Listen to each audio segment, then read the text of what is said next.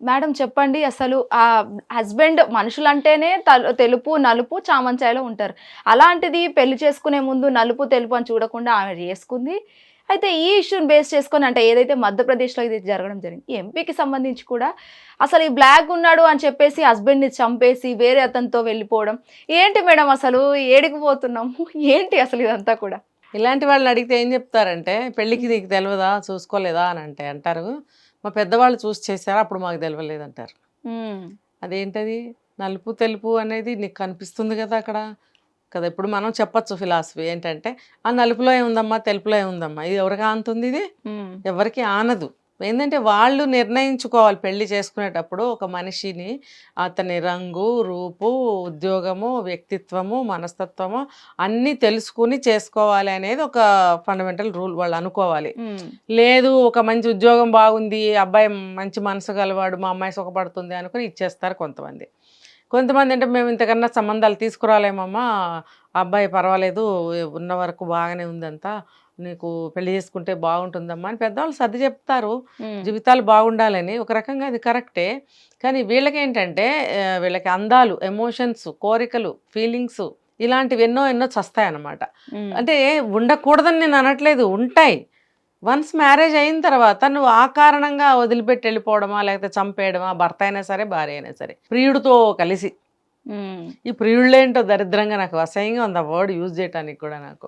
మరి భర్తని చంపించడం అతనితో చేరి, నీకు ఇష్టం లేకపోతే డివోర్స్ తీసుకుని పో, నాకు మోజు తీరిపోయింది అని నువ్వు డివోర్స్ తీసుకుని వెళ్ళిపో. అంతేగాని వాడు ఇంకొకడు ఎవడితోనో అనామకుడితో చేరి కట్టుకున్న భర్తని చంపేయడం ఎంతవరకు న్యాయం? ఇది వీళ్ళకి ఎట్లా చెప్పాలి? బుద్ధి లేదా, జ్ఞానం లేదా అంటే వాళ్ళకి వినపడతాయి ఇవన్నీ? హ్మ్. వినపడవు. అందుకని పెళ్లి చేసేటప్పుడే మీ అమ్మాయి తెల్లగా ఉంటే కనుక తెల్లటోనే చేయండి బాబు. కొత్త కొత్తవి తెలుసుకుంటున్నాం ఇప్పుడు మరి మనం. ఉం? అంతే. కొత్త కొత్త విషయాలు మనం తెలుసుకుంటున్నప్పుడు మీ అమ్మాయి నల్లగా ఉందనుకో, నల్లగా ఉన్నోడిని చేయండి, ఇద్దరికి సరిపోతుంది. అనవసరంగా నువ్వు రంగు నేను రంగు తక్కువ అనుకునే బాధలు ఉండవు కదా. అంటే మనకి నవ్వొచ్చినా కానీ ఈ జరిగిన విషయం సిల్లీగా ఉంది నాకు చంపేయడం అనేది. హ్మ్. చంపడం అనేది దారుణం. కానీ ఎంత సిల్లీ రీజన్‌తో చంపింది? మరి అది విషయం ఎంత సిల్లీగా ఉంది ఆ అమ్మాయి యొక్క ఆలోచన, బిహేవియరు. హ్మ్. కాబట్టి ఇది అందరికీ గుణపాఠం అన్నమాట తల్లిదండ్రులకి. అమ్మో! రేపు వీడేం అంటే చేస్తాడో. ప్రియుడి కోసమే చంపిందనుకోవచ్చా? మరి ఆడు ఎర్రగా బుర్రగా బాగున్నాడుగా వాళ్ళు. బావున్నాడేమో. ఆ! ముఖాన్ని ముక్కలు కొరుక్కుని తింటుందేమో మరి మనకు తెలీదు. మరి ఏం చెప్పాలి వీళ్ళకి చెప్పు? హ్మ్. అంటే అట్రాక్షన్ కావాలి ఎక్కువ వీళ్ళకి. ఒక నిజాయితీ, ఒక మనసు, ప్రేమ అవసరం లేదు. అది ఎన్ని రోజులు ఉంటుందబ్బా? హ్మ్. ఒక నెల ఉంటుంది, ఒక 2 నెలలు ఉంటుంది, ఒక సంవత్సరం ఉంటుంది. తర్వాత వాడు కూడా వెగటగా ఉంటాడు. ఎందుకంటే వాడు అందగాడు. వాడు ఎక్కడికెళ్ళినా వాడు బ్రహ్మాండంగా ఉంటుంది వాడికి. ఈవిడెందుకు? హ్మ్. ఈవిడ దగ్గర డబ్బు ఉన్నంత వరకు వాడు చాలా బ్రహ్మాండంగా అదేంటది అమర ప్రేమికుడిలాగా బిహేవ్ చేస్తాడు. ఇంకా నాకన్నా మించిన ప్రేమికుడు లేడన్నట్టు బిహేవ్ చేస్తాడు. ఆ డబ్బు దశకం, ఈమె అందం, ఈ వయసు అంతా అయిపోతుందనుకో, ఇంకొకటి చూసుకుంటాడు వాడు. అప్పుడు ఈమెకి నల్లటి మొగుడే దిక్కు అనిపిస్తుంది. పెళ్లి చేసుకున్నవాడు నన్ను చూసుకునేవాడేమో, అనవసరంగా వాడిని చంపి వీడిని పట్టుకొని వచ్చాను నేను, వీడితో కూడా నా జీవితం నాశనం అయిపోయింది అని అప్పుడు తెలుస్తుంది.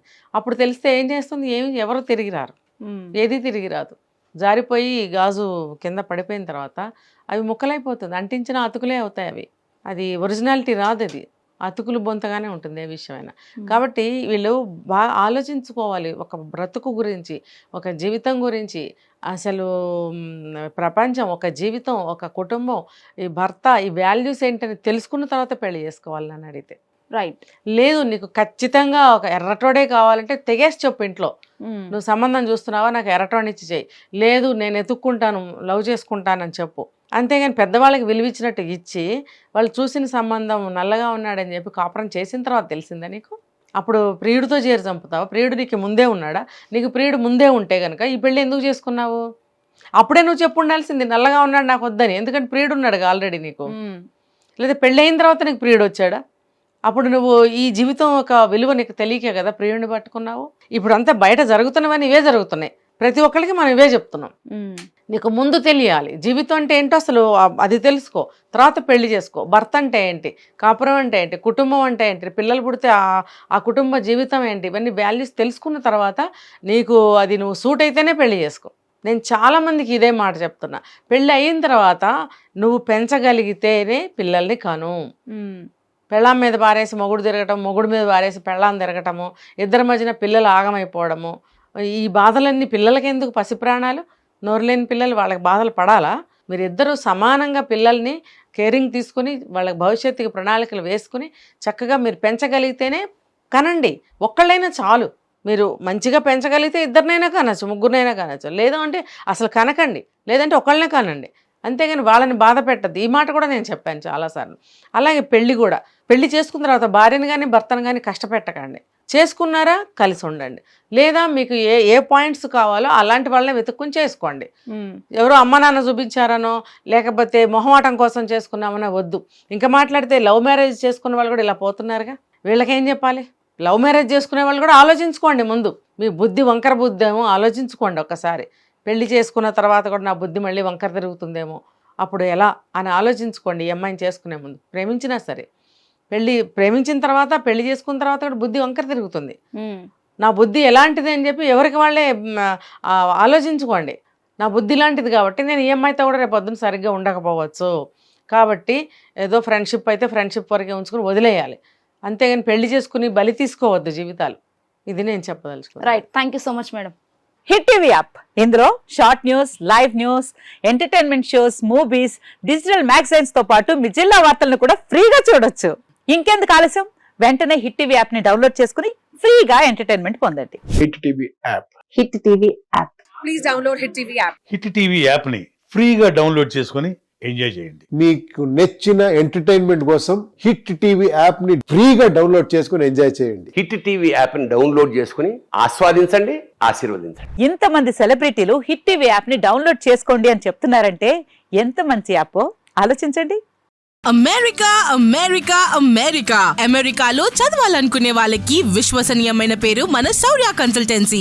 UK లో 1 year masters. UK లో 1 year masters. 2 years work permit up to 5 years visa. Contact Saurya Consultancy. Contact 89851 89851.